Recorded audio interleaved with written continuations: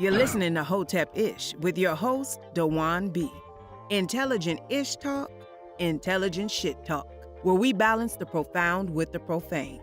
Political satire, celebrity and expert guests, information and entertainment, conversation and solutions. Leave your feelings at the door.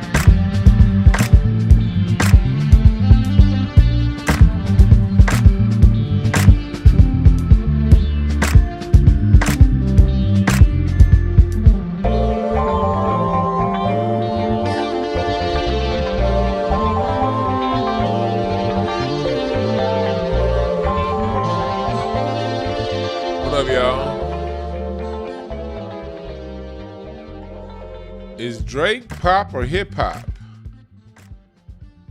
What we gonna do though is I want to first start off by acknowledging the great Dr. Martin Luther King,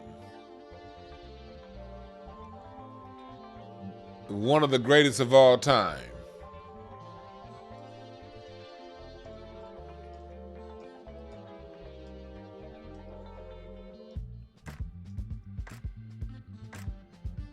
We gotta ask that. We gotta talk about that, because one thing I gotta always say is I've done, if you want to know more about Dr. Martin Luther King, I've done whole breakdowns on the whole who Dr. King really is on this channel a year ago, 2 years ago.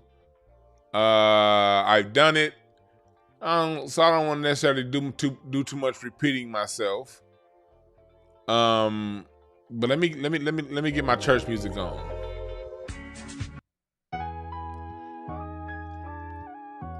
As we talk about the great Reverend Dr. Martin Luther King. I got my church music on, this motherfucker. Dr. King is one of the greatest of all time, man. And we gotta always give him that respect. He wasn't that corny ass sucker nigga they try to make it seem as that he was. He wasn't that. Dr. King was a man that stood for his family. He stood for himself, and he stood for us. He wasn't no goddamn weirdo. Let's just all get our ass whooped. No, Dr. King understood the necessity of self-defense and all that good stuff, but he knew that as Black Americans, we don't have the artillery to match their military. You know, we ain't got the artillery.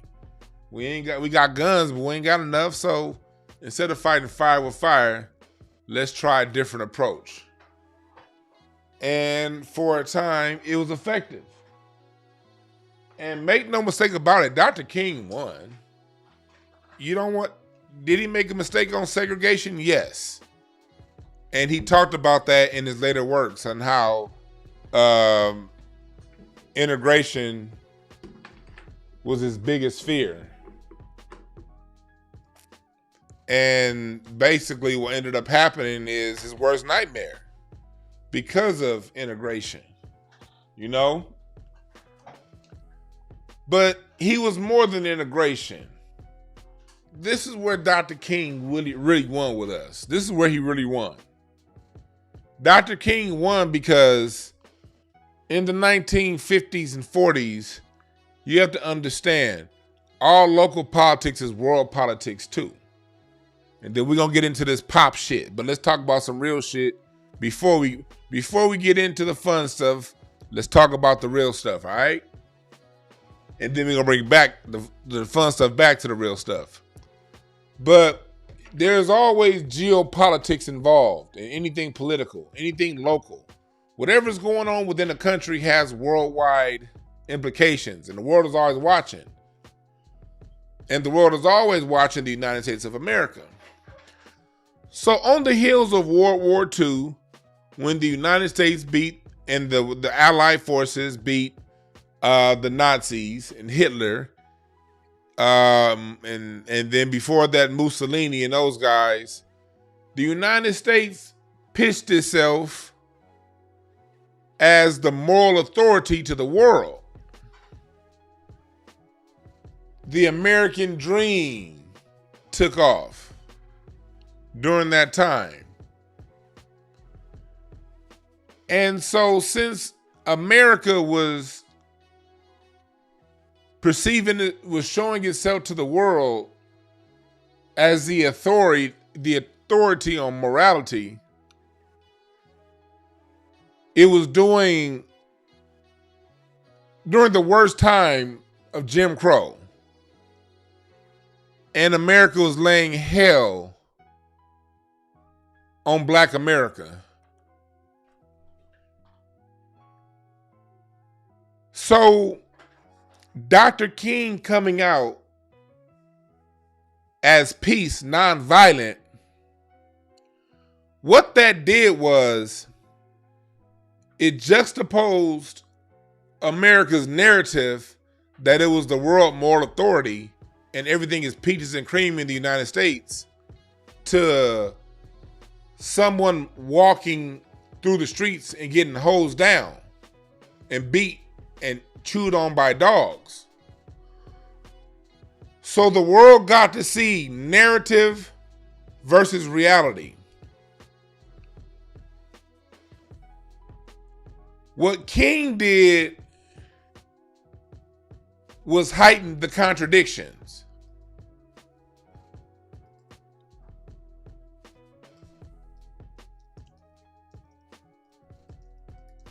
He was able to show the world through action what the United States is versus what it professes to be. So with the United States, through the Kennedy years,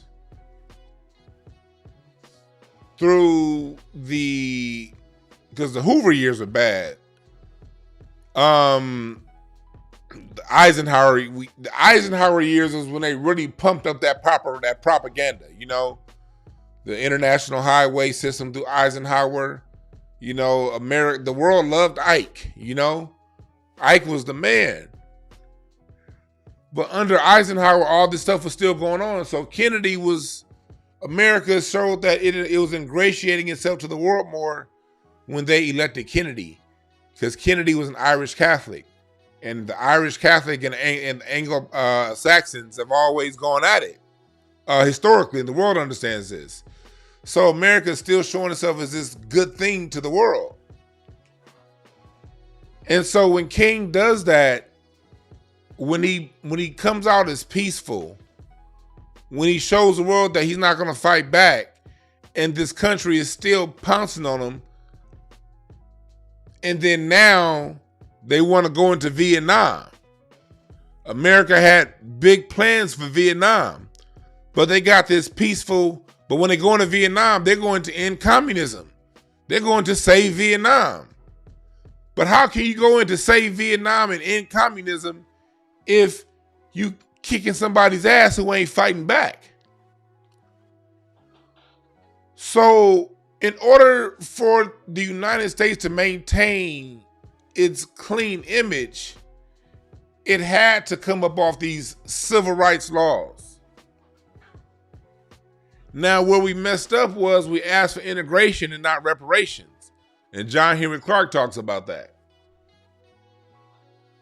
What we asked for as part of the solution is where we made the is where we had a problem. Dr. King's strategy worked. And it worked on another level. Because you need fire and ice. You need the Air Force and the Marines. You need the Navy and the Army. You need all the different, you need the Coast Guard. You need the police, you need all these different forms of attack. And the biggest being propaganda.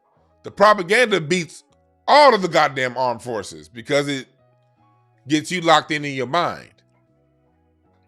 The armed forces just they just back the propaganda. So when you have these things going on, and on the other end, you have Malcolm X, who was saying, if you don't listen to this peaceful nigga, we got all these other black folks lined up. When you get the fusion of that, and then the up and coming Black Panther Party, all of these things coming together, it makes the United States come up and change some things. Dr. King won. Now, winning is a relative statement because at the end of the day, that was just a battle. That was a major battle win. Did he win the war? No. The war is still going on. And what is the war? The war is keeping the people that are considered classified as black in this land under subjugation, so they can mine us of our resources, spiritual resources, musical resources, talent. In this ongoing war Europeans have had with the world, specifically here in North America. That's a bigger topic that goes back. We got to go back to before the Crusades to talk about that in totality. It all makes sense. The world is just a history of wars, winners and losers. And when we as black folks realize that we won the overwhelming majority of the time, but like all empires, you must fall. Our empires that we built fell. And through the work of guys like Dr. King, Malcolm X, and more importantly than Dr. King and Malcolm X, all of the millions of supporters that they had. Because there is no Dr. King without the secretaries, the Fannie Lou Hamers, without the parents that turned their children onto him, without all of the people that the secretaries, and all of the people that helped him, Aretha Franklin, the music he listened to. We're all in this together. And so Dr. King was the face of a family Black American effort. So we salute Dr. King. And remember, he won. We just didn't choose the best of prizes. We got a prize. We got something for it. We did. Parents had good jobs. Those jobs weren't around when we came up. But at least our parents got to enjoy a few years of good employment and jet skis and all that shit. But Dr. King, make no mistake about it, he won a battle, not the war. We must continue to fight. Happy birthday this past Friday to Dr. Khalid Muhammad, January 12th. Happy birthday this past January 1st to Dr. John Henry Clark. This past December 31st, Dr. Josephine Yakinen. Sister, Miss Dr. Welsing passed away. What was it? January 2nd, 2016. Dr. Amos Wilson's birthday, December 27th. A lot of our greats have birthdays around this time. So, yeah, and all, thank you, Vincent Williams, and all anonymous donors. Yes, all of the anonymous donors, everybody just takes a little bit of their time, a little bit of their day, a little bit of their resources, a little bit of their efforts, and we gonna win.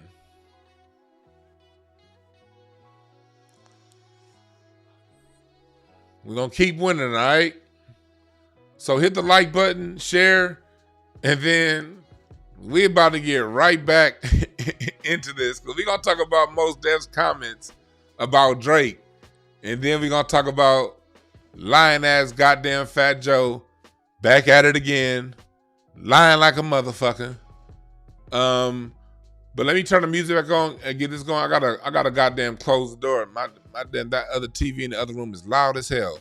So listen to my music as I close my other door real quick so I can hear you niggas better.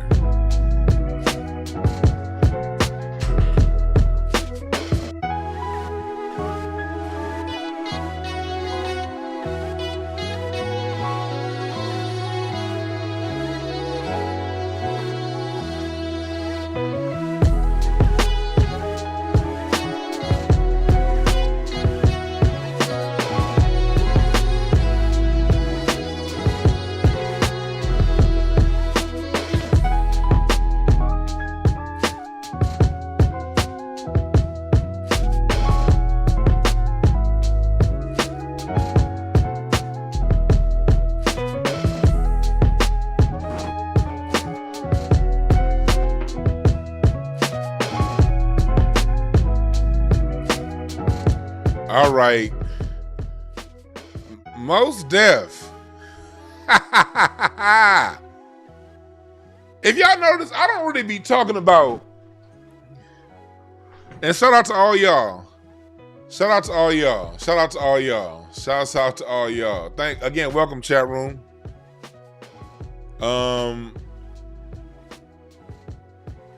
Let me see. Mos Def.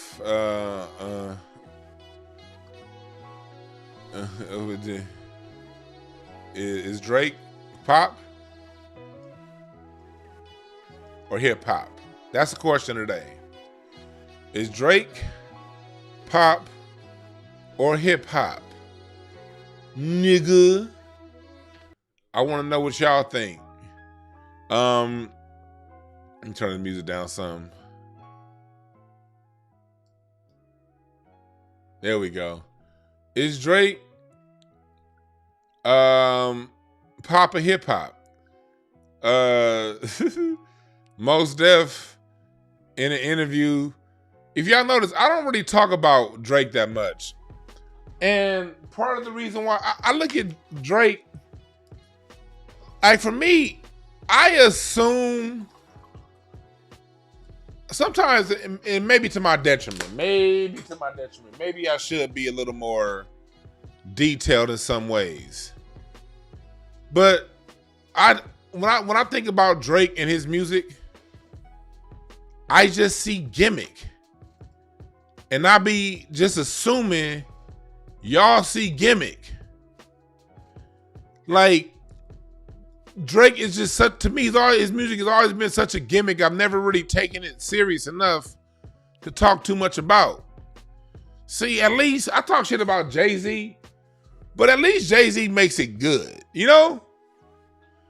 Jay-Z's a gimmick. I mean, like Jay-Z's a line-stealing ass fraud, but that's a dope-ass line-stealing ass fraud, you know? The fake Rick Ross, that is one fake perception ass, not talking about shit ass, good making music ass nigga right there. So I'll talk about them because they actually make good. You've never gonna hear me say Jay-Z makes bad music. I just talk about what goes into his music and why it's bullshit. I never say it's bad. It's good music.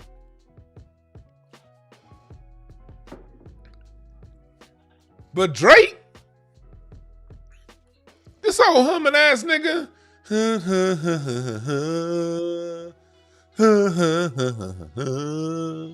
I listen to this, like, I remember especially like when he first dropped, like really started getting hot, 09, 2010.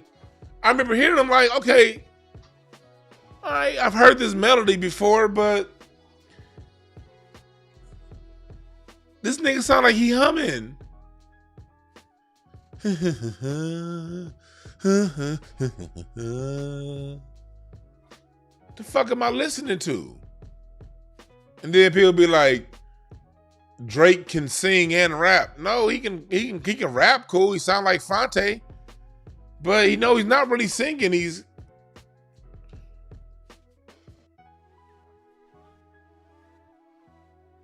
catchy. I would like it better if someone who could actually sing the song. Like, I would like the music better if there was an actual, because I'm not even tripping on the producers. Like, y'all put together Drake's writers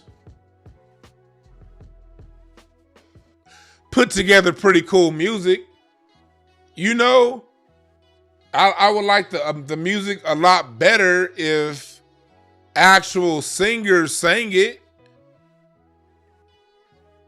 If other rappers who can actually emote a little better, like got a little more soul, rapped it, I'd probably like it a lot better.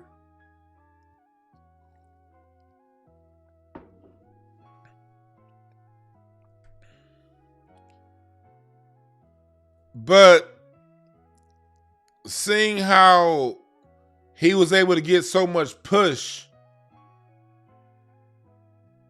to show how much push he was getting, I was like, yeah, nah. For every song to sound the same and not sound as good as those that he's biting from,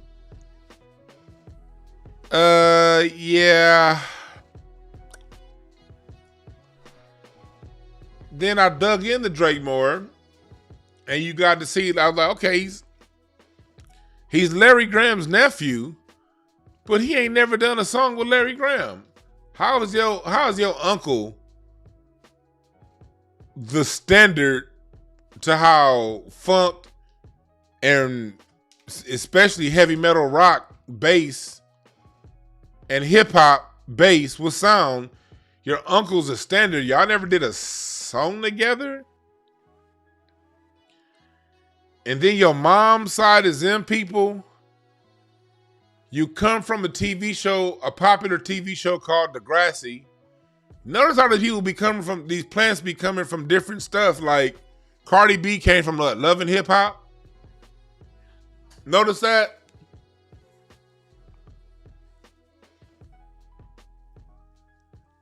He was on TV already had a following. So breaking him wasn't too hard.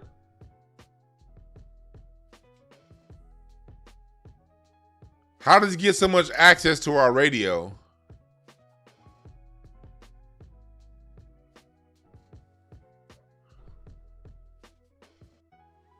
I just say add all this shit up. I just say add it up. Is Drake pop or hip hop? If you look at my Black American music family tree, when I put this together, let me make it big. When I put this together, y'all see, and I'm about to put an update to this. I'm about to update this to put some more genres on here. I got to put that Southern Soul Blues up here. I got to put some J-pop up here also.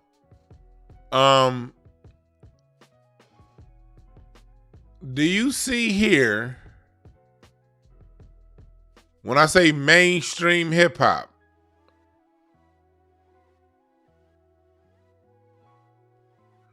and when I say R&B, rap, pop fusion, that's what I'm calling mainstream hip hop. You see that? That's Drake. Mainstream hip hop. And when he teams with a singer and does those features with a singer, that's what those pop fusions. But Drake, Eminem, they were at the front of mind when I put this mainstream hip hop. That's what that's categorized as on my Black American Music Family Tree. I didn't just start talking about this, folks. I'm only talking about this now because Mos Def talking about it. But I've been talking about this shit. I've been talking about this. I've been talking about this. You can get the t-shirt and the tree at DewanB.com/shop. My live drum sample packs. You can get all that. It's right here, DewanB.com. I got to go back in there and reload. I got the tree, the hanger. I got it on the poster paper. Got it framed, and I got it in on a canvas. Also, I have my Dr. King shirt. Got to put it back up there. Why didn't I put it back up there? I'll put it back up there today, but it's up there on DewanB.com right now. The Black American Music Family Tree. You dig?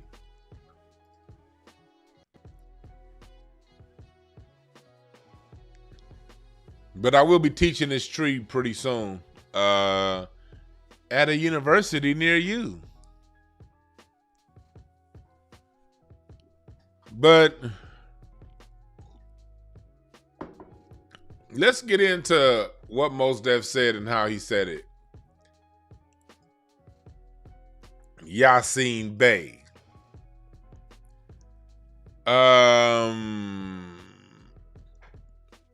I'm going to play it, but I'm going to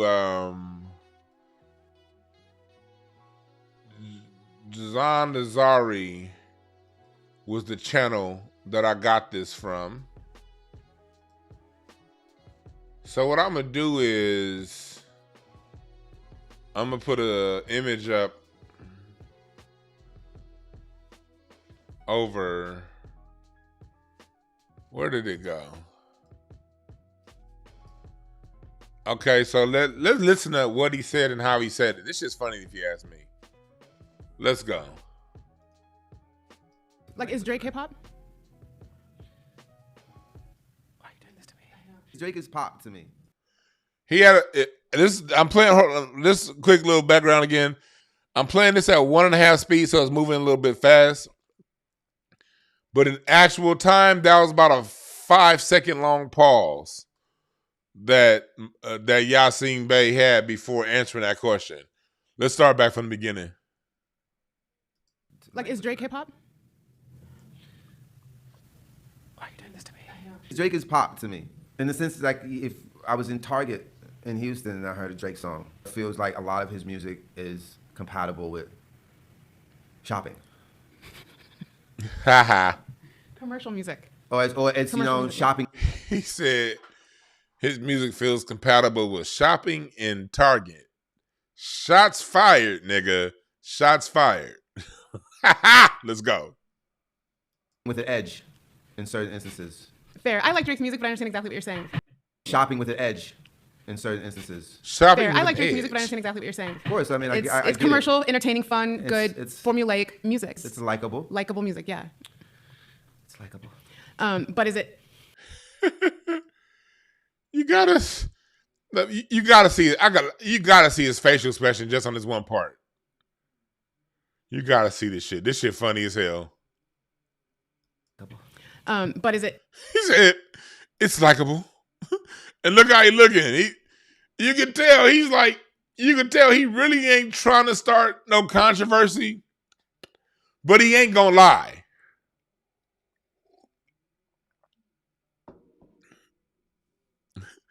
Nigga, why? This is why I don't look at the chat room. The nigga said Mario May said Drake only plays at the Blue Oyster. Do, do, do, do, do, do. Police Academy. Do, do, do, do, do, do, do. Hey, y'all some motherfucking fools in the chat room. But look at the look. Oh, you can tell he really ain't trying to throw shade, but he can't help it. He can't help it. Let's go further. I'm gonna leave you alone. We're gonna move on. Woo! So many products. So many SKUs. So many SKUs. Look at all these SKUs. Oh, so many products. So much merchandising, so many barcodes. I love this mall. Look at this place. I mean, look at this place. They have everything. Everything's here. They have everything here. Oh, this is great. This is a new Drake. You hear it? It's great. Okay.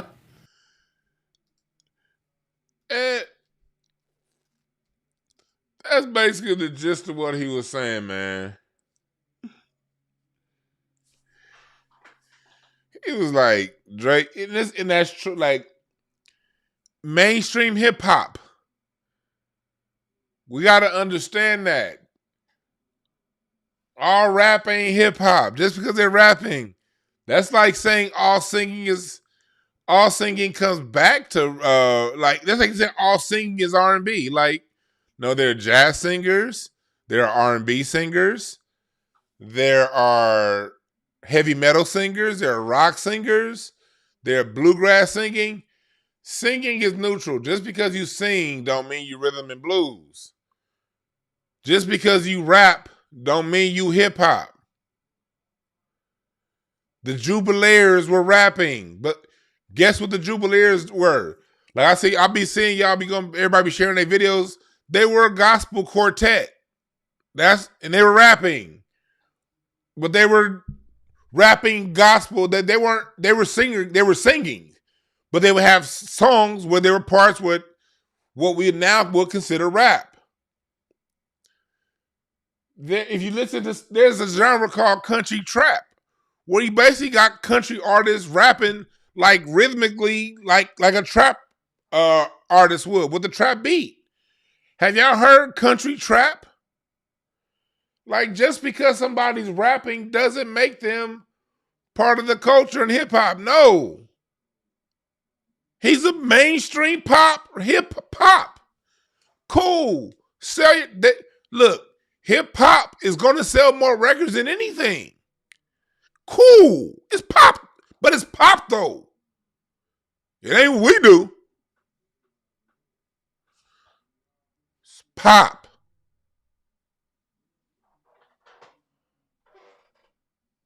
It's pop. And that's cool. Stay in your lane. What did LeVar Ball say to that girl on ESPN? Stay in your lane? Nigga. That's pop.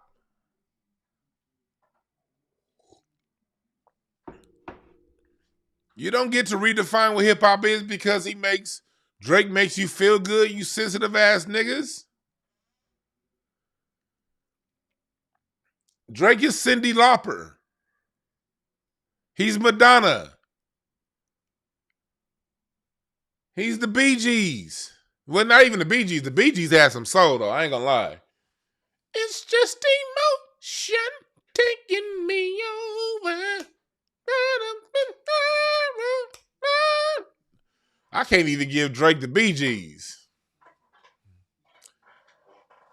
Drake is Barbra Streisand.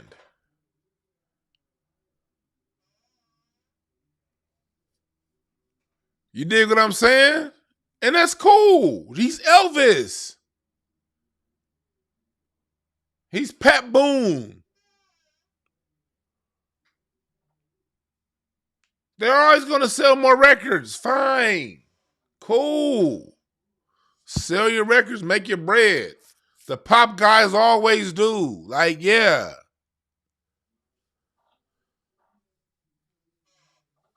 What is pop? Pop is just black music that's watered down for your liking. Little Richard sped it up. Like y'all music faster, little less soul, more on top of the beat, and less. We like our music more in the spaces of the music, more emotion.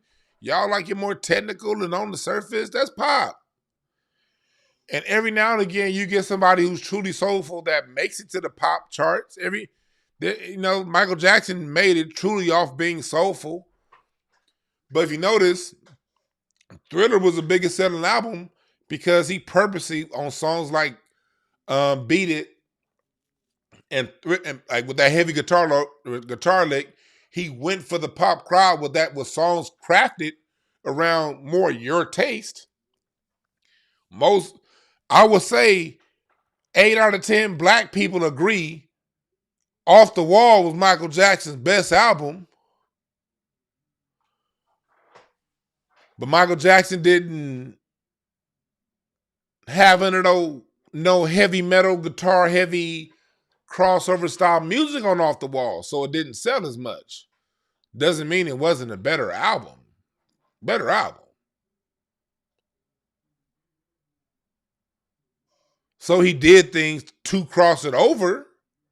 And when he did, it went to the highest level.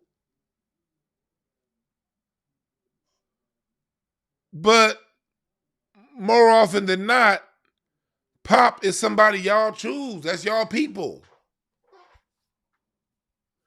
Kendrick made it to the top of the pop charts genuinely. To Pimp a Butterfly was just some good fucking music. Like,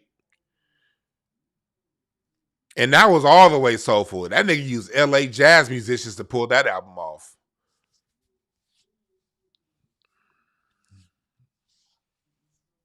Kamasi, Terrace Martin, Flying Lotus. These are LA jazz musicians. Robert Glasper from Houston. Every now and again, something genuine will get to those pop charts. It does happen. It happens. I'm not going to say everybody that makes it to pop is a crossover. It happens, but it's rare. Outkast, The Love Below made it. It's now the highest selling hip-hop album of all time. That made it to the pop. It was a genuinely great album. Happens. But the people you see that perpetually are pop, Drake, and we listen. Here's another one. Another indicator that Drake is pop. What has Drake ever talked about of substance in his music?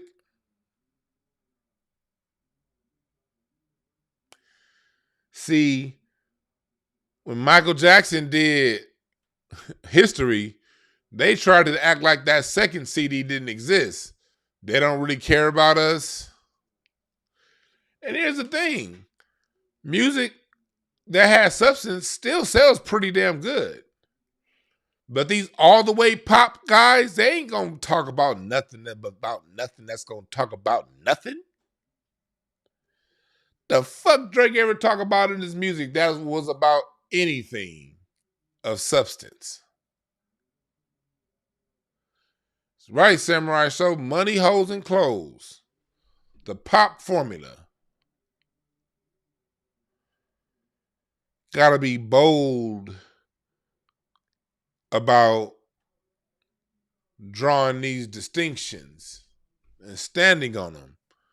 Look, these people who are into Drake, these non-black Americans, they're going to pitch a fit when we talk like this, boy. And not all of them the cornballs. Because they want to be accepted within it, what we got going so bad. Yet they talk about us so much. It's crazy. So us saying no is going to piss a lot of people off. They're going to want Drake to be genuine hip hop so they can say, my man Drake, my man Eminem is dominating your genre. No. They're pop. They're Pat Boone.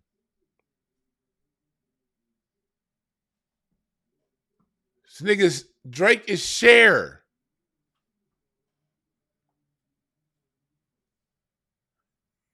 He's Boy George.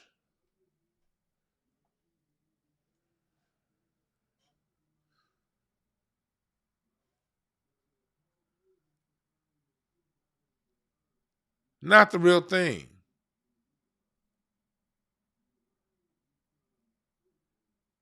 And that's why he'll continue to sell a lot of music. That's why he'll continue to be pushed out to the front.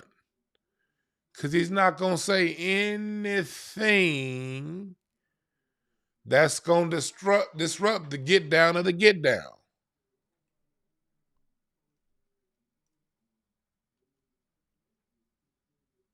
Drake makes music for people who think it's okay to sit around on a Manosphere YouTube show and complain about women all day. That's who Drake make music for. They're going to watch them platforms. I don't even know the names of these platforms. I just be hearing red pill, blue pill, and I still don't know what red pill, blue pill. I don't know what none of this shit mean, because I swear to God, I didn't even know the whole genre of relationship guru existed until like the pandemic.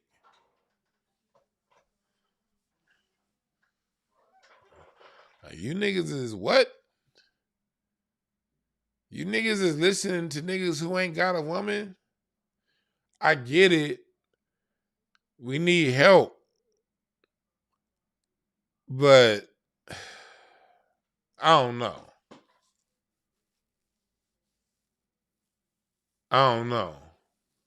I get we need help, but watch who you listen to. Shit.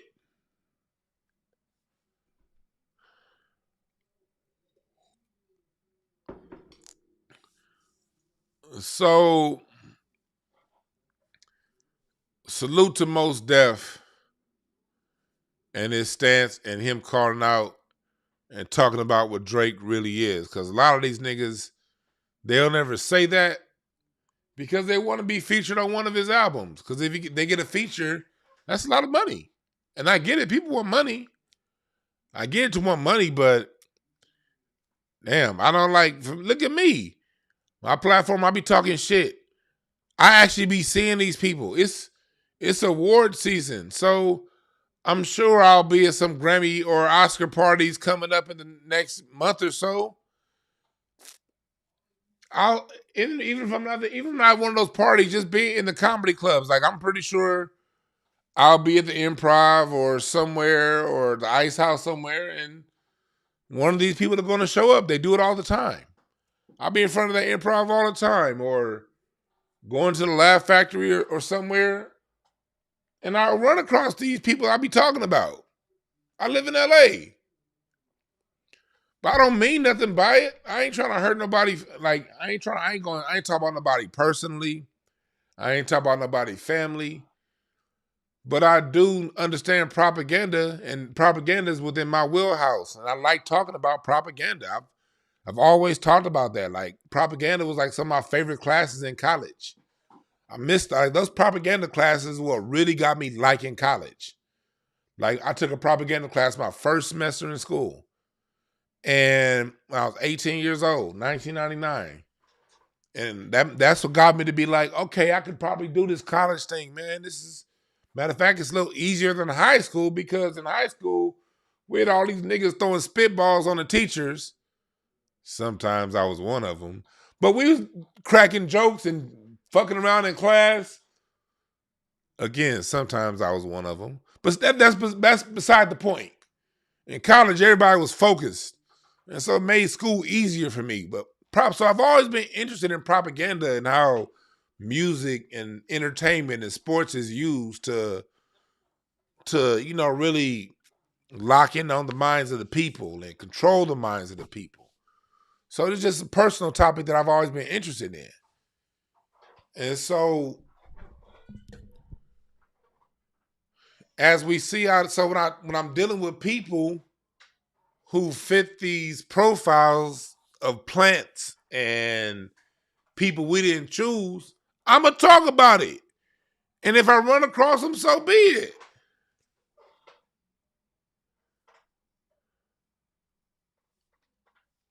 So be it. I've run across Drake before. I plenty of times actually. I've never shook his hand and talked to him and nothing like that, but we've been in the same room plenty of times. And I don't have anything personally against the man, but y'all want me to shut up? Cause maybe Drake gonna put me in a song one day? Oh, maybe if Drake put me in the commercials, I'd never say nothing about him, cause one day Drake might put me on. Fuck out of here, nigga.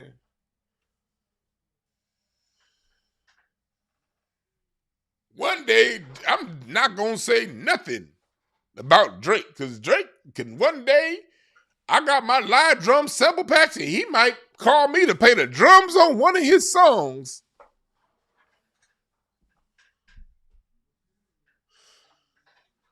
What kind of cornball nigga do that?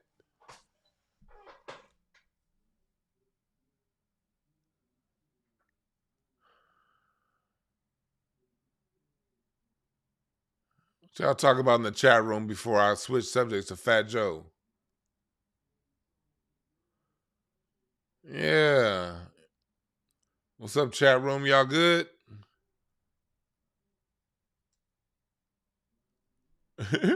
This nigga Bruce said Drake is gonna hum out a DeWan song.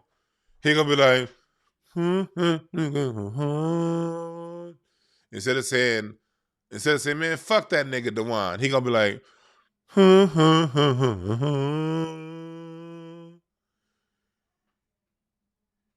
he said I wasn't hip hop.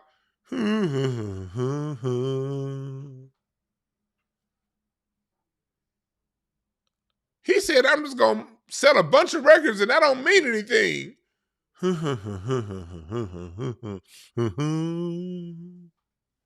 That's how it's gonna go. He gonna hum he gonna hum that.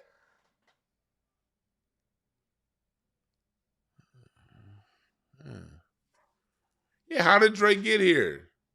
From Degrassi to the top of rap. And salute to Soulja Boy. I didn't know Soulja Boy was that, because by the time that whole, remember I talked about on my last show, I talked about how trash that Lil Wayne era was.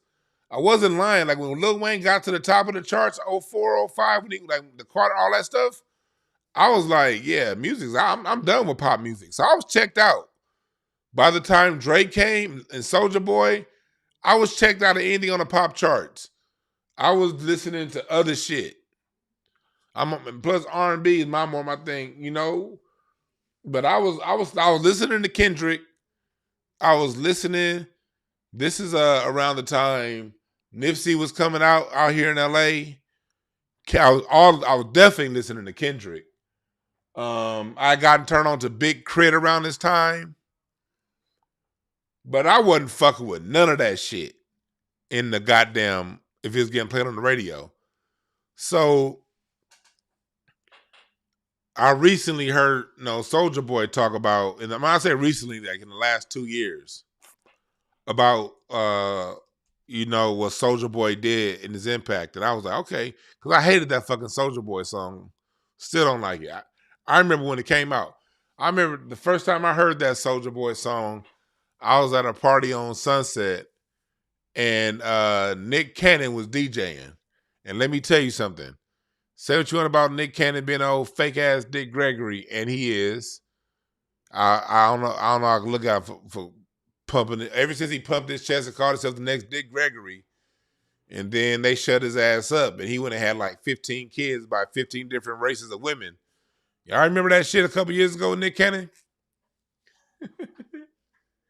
But Nick Cannon DJ'd this party. That nigga can DJ his ass off. And that was the first time I heard that Soulja Boy song. I remember that shit, the whole club was like, I was like, yo. Even though I didn't like the song that much, I can't deny on how everybody got up when that shit came out. But that's a whole nother topic.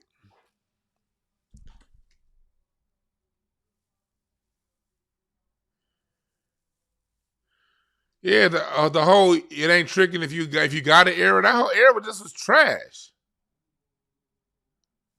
on the radio. Yeah, Lupe, Cole, Doom. I was fucking with all of them. Yeah, at that time. Lupe now, I don't know. But I was kick pushing with Lupe Fiasco. You know, I was really on my R&B tip. Anthony Hamilton, you know, Erica, Leela James, Jill, Music Soul Child.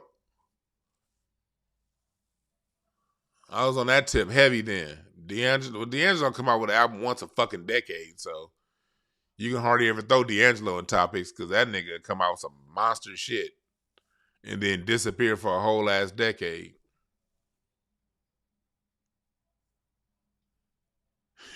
Mario Moon said this the simp era. Yeah. Yeah, so Drake comes in. Remember, Drake came in around the time, what I say is the last like dope era of young rappers coming up. Kendrick, Meek, Nip, that late 2010. It was that was at the last era of like, I think genuinely good rappers. Even though again, I wasn't on the radio, it was like, I'm not a Meek Mill fan. I think he's a clout chaser. Every time somebody say something, he be all right, oh, I'm gonna do that too. But I can't deny he's good. He's good at what he does. I don't like his music, but he's good at it. Yeah, Kid Cudi was around that time. And now Drake is the GOAT. Hip hop. Yeah, Glenn Lewis was hot, but he sounded like Stevie Wonder. I wonder why his career didn't go further. Probably because he did sound like Stevie Wonder. Everything will be okay. Don't you forget it. Don't you forget your way home. Fall back, little girl. Hold on to your world. Don't you forget it. All right. We're going to get into rules of Meek is trash. I don't like Meek's music, but I think he got skills. I think he's good at what he does. I get why people like Meek Mill. I get it. I don't like him, but I can listen to somebody and be like, okay, I get it. I see why you like him. Like, as much as I talk about Lil Wayne, I see why people like Lil Wayne. I don't like him. I don't listen to T.I. I don't like none of that trap shit, but I get why people like it. I get it.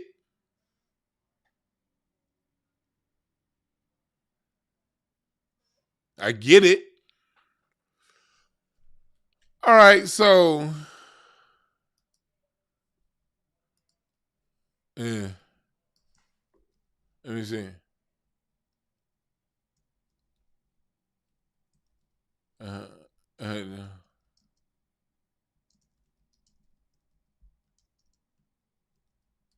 All right. So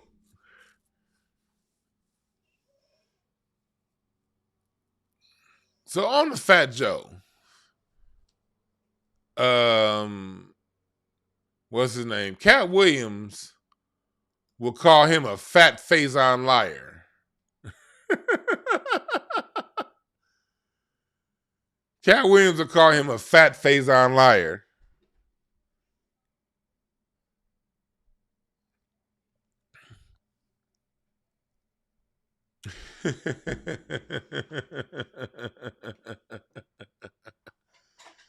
He's been lying his ass off again lately. I'm gonna start it with this topic. This is from January 12th. Fat Joe basically came out saying that, long story short,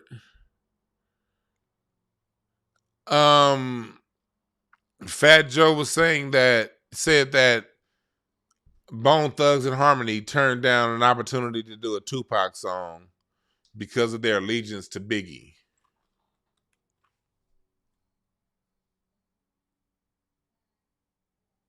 Lazy Bone refuted Fat Joe's claim, saying Fat Joe, he had a relationship with us all individually, but that never happened on my watch. No disrespect to Joe. He loves Joe as far as Lazy Bone. We said when we first got into the game, Bone Thugs and Terror Squad ran tight. But basically, they didn't say no shit like that.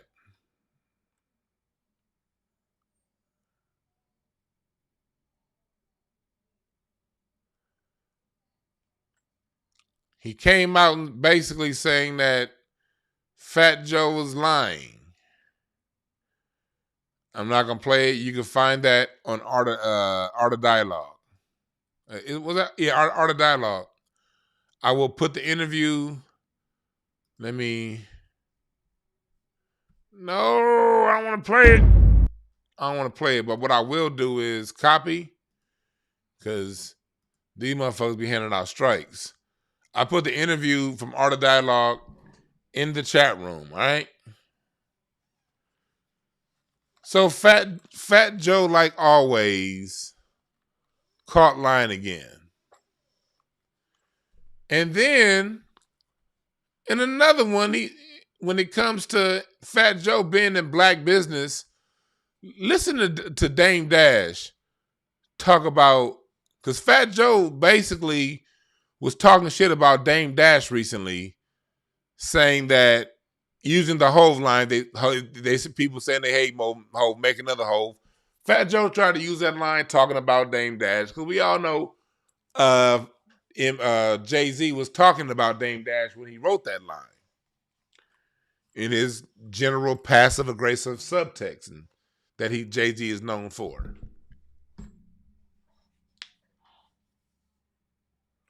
So Fat Joe brought that up. And mind you, Fat Joe works for Roc Nation. Let's not forget about it. When you hear Fat Joe talking, his words are approved by Jay-Z. And I'm gonna go so far as to say that, because Jay-Z doesn't talk, and Fat Joe talks a lot.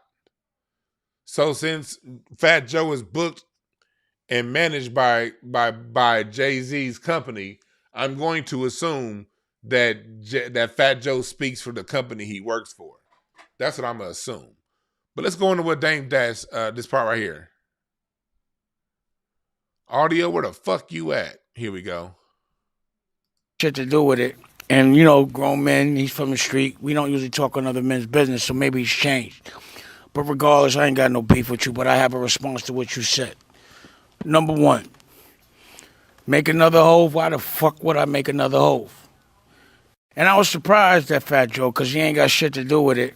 And, grown men, he's from the street. We don't usually talk on other men's business, so maybe he's changed. That's not the whole one. That's part of it.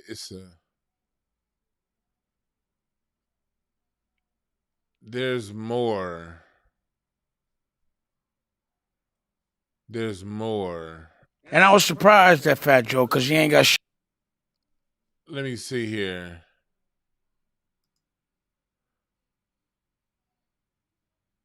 Was it here? I thought I had more of it, because there was a longer clip. Hold on. I want to play the longer clip. Hold on. Let me see. Hopefully, did I bookmark it on YouTube? I mean, on Twitter?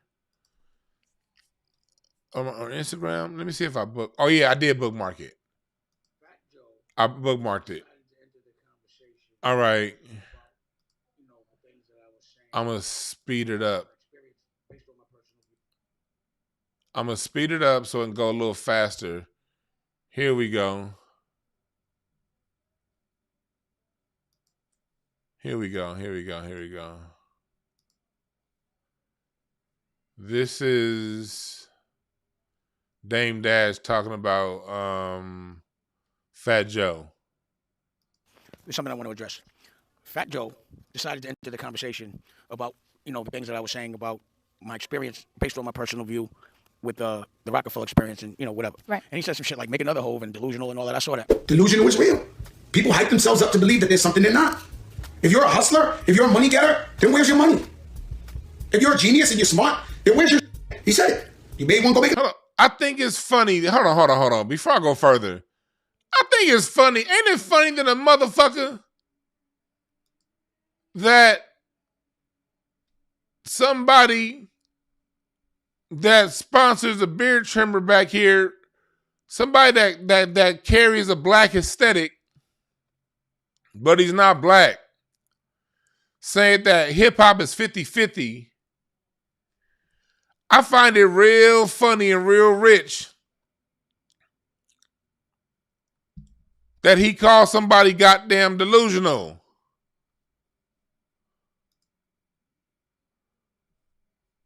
Bruh, is it me? Hold on. This motherfucker calling somebody delusional? The person that just on the same day this whole video dropped, Lazy Bone is saying that the way that Tupac, there was no beef between Tupac and Bone Thugs and Harmony.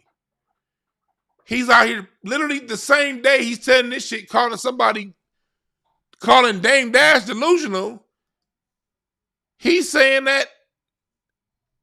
Oh my God, let's keep going. If you're a hustler, if you're a money getter, then where's your money?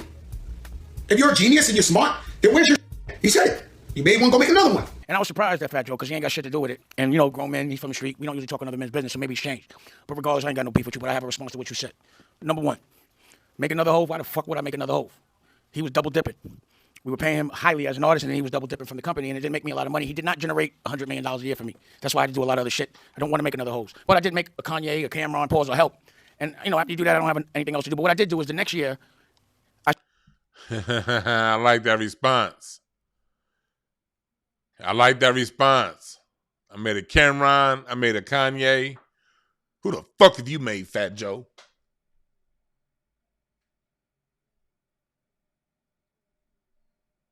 Like Ether.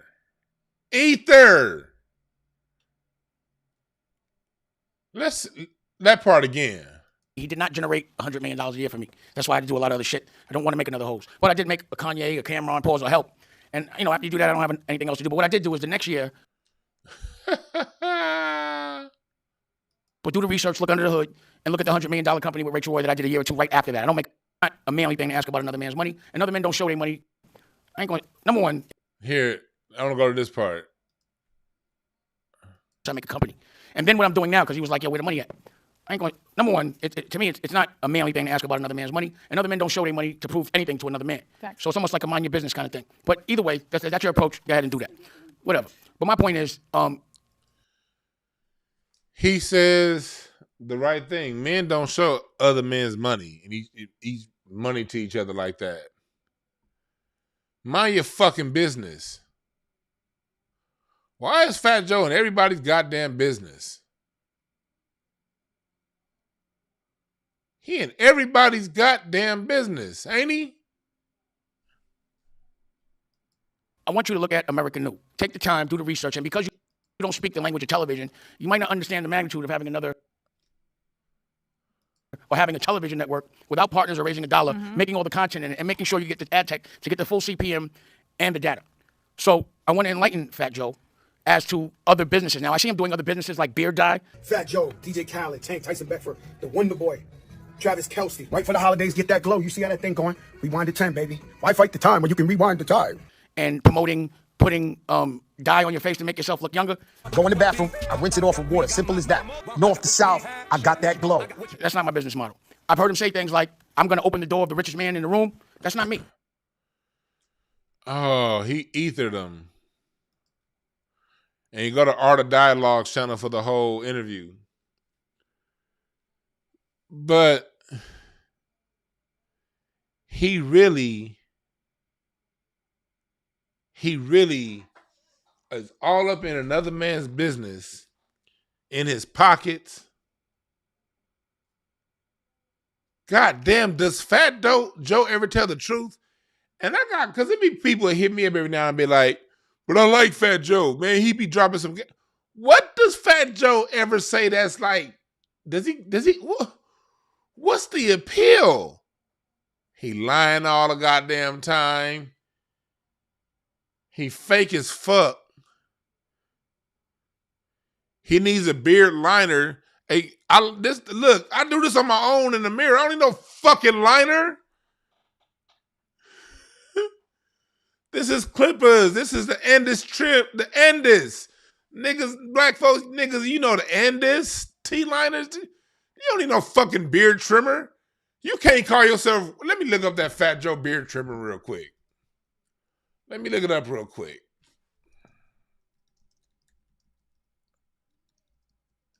Let me look it up. Let me look up the let me look at the website.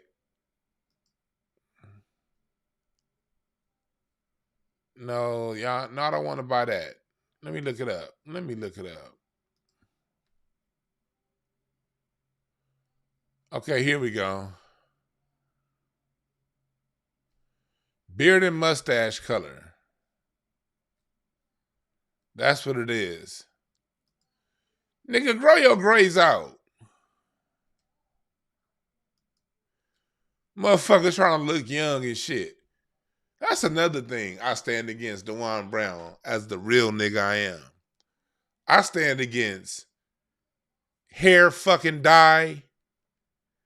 I stand against fake ass toupees that you niggas be wearing. How did we as men back in the 90s, I was around the 90s, we used to call women chicken heads, the ones that talked about weaves.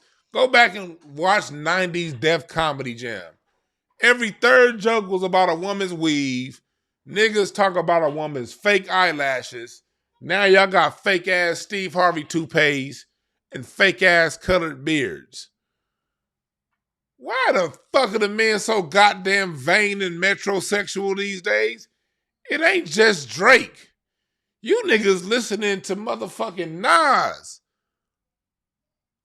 Trying to look like you 32. And look, I won't say I stand against it. You do what you do. I ain't gonna tell nobody what they should and shouldn't do. You might be in the industry where you gotta look young. Fine. But don't talk to me about no real shit if you trying to look like you 22. Nigga, if you don't age honestly, we men, goddammit, we ain't no fucking... The women get to do what the fuck they want to do. Women, yeah. My wife wear natural hair. My wife is the way I want her, so the rest of you women, y'all do what the fuck y'all want to do. I'm married. And my wife get down exactly how I like her to get down, so I'm happy. But, nigga, fuck out of here, Fat Joe. And then you need the goddamn... Nah. That nigga is literally selling fakeness.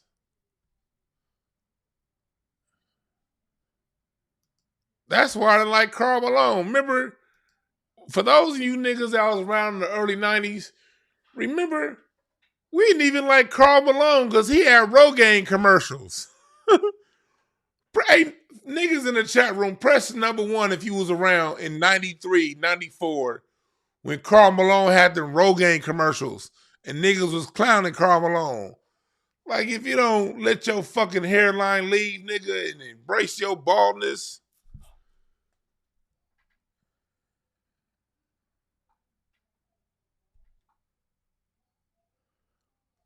Fuck out of here. We used to clown that nigga Karl Malone. I remember Karl Malone had that weak ass dunk with his hand like this, and we'd be like, the Rogaine man. Y'all remember in the chat room? Back when niggas was niggas.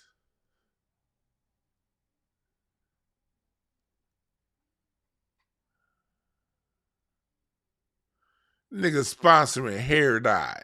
Fuck out of here. But I get it. Some people work in fields. If you're an actor, you know, it could be the death of you looking old. You know, I get it.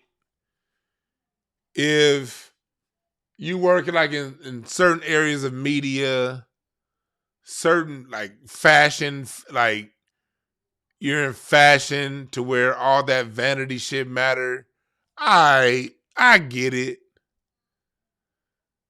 But a lot of you niggas is truck drivers with beard dye. If you don't sit your ass down, nigga, got goddamn beard dye dripping on your steering wheel. Nigga, your logs got dye on it. Like you trying to pull your logs up and shit, and you got goddamn beard dye dripping on your motherfucking 18-wheeler logs. If you don't sit your ass down, nigga. If you niggas don't let your hairlines, nigga, be honest, cut it out with these fake ass man units and tattoo.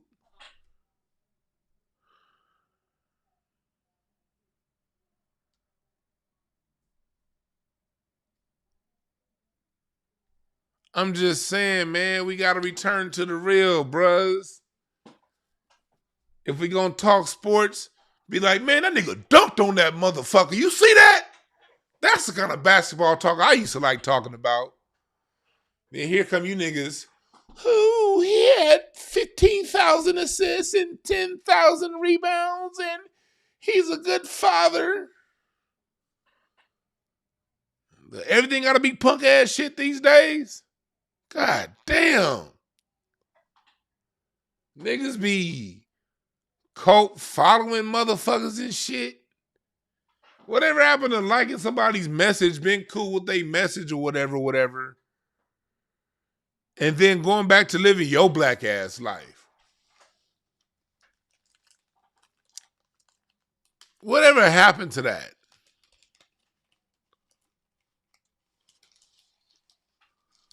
It's all this fanboy shit we living in these days in the 2024s.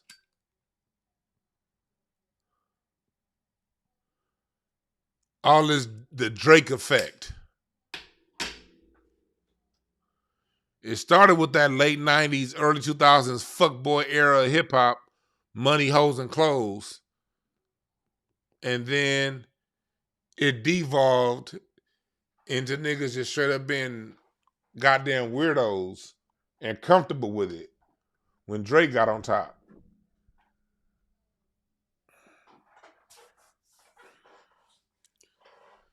Yeah, tip the host, $ DeJuan Brown. What's up, Willie Beeman? What's up, Bismarck T? Ebony? 07?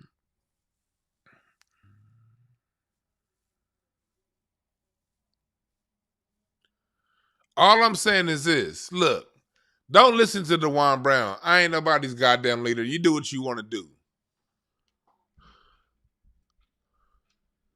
But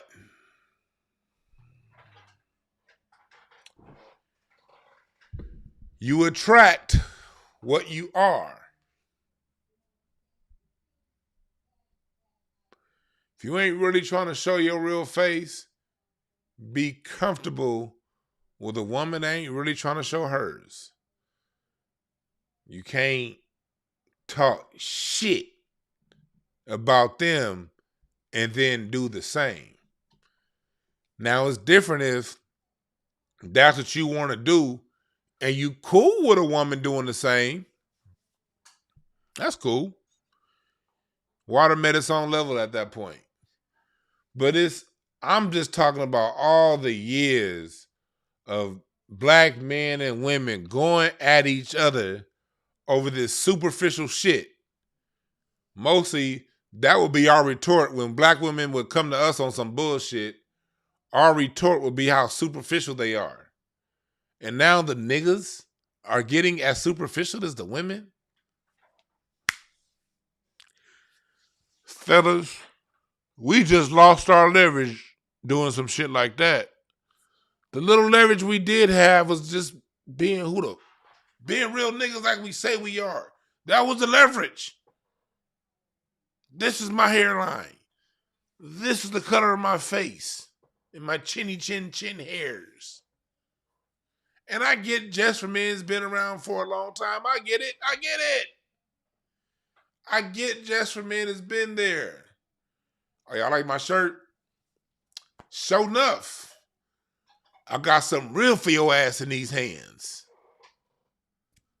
Leroy.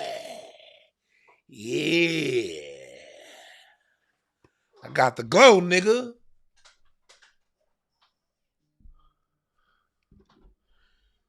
When you got that glow,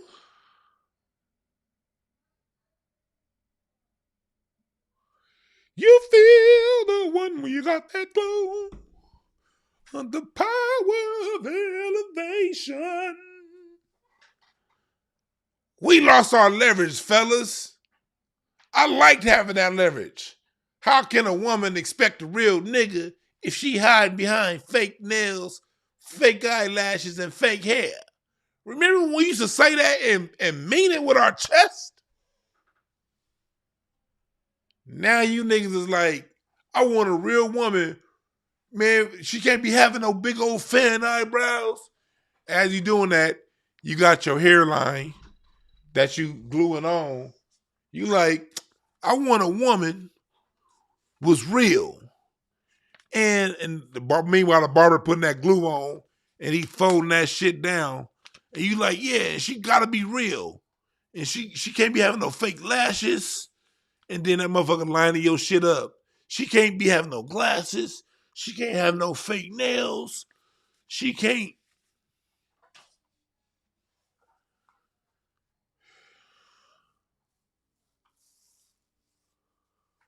Losing the leverage game.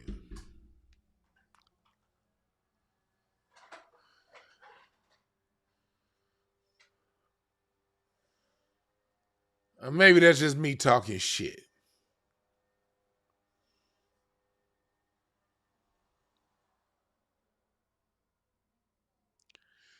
But I'm about to do a Twitter space right now with the judge. So, yeah. Y'all can holler at me on Twitter space. Thank you, Mos Def, for telling the truth the way it is. Everyone else, just watch Fat Joe. Just watch him. Just watch him. Just watch him. Don't listen to what they say. Watch what they do. That's a lying motherfucker right there, boy.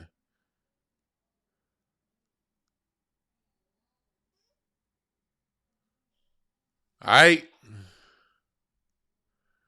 And remember this, I'm out of here. Go to DewanB.com, get your bookings, all that shit. Get your t-shirts. Happy Martin Luther King Day to one of the greatest orators of our time. What's up, Jeff Brown in the chat room? Thank you for the Cash App, Dano Williams. Jeff Brown hosted. We went to go see T.K. Kirkland last week at the Ice House, and Jeff Brown hosted. Good job hosting, Jeff. She was funny than a motherfucker, bruh. All right.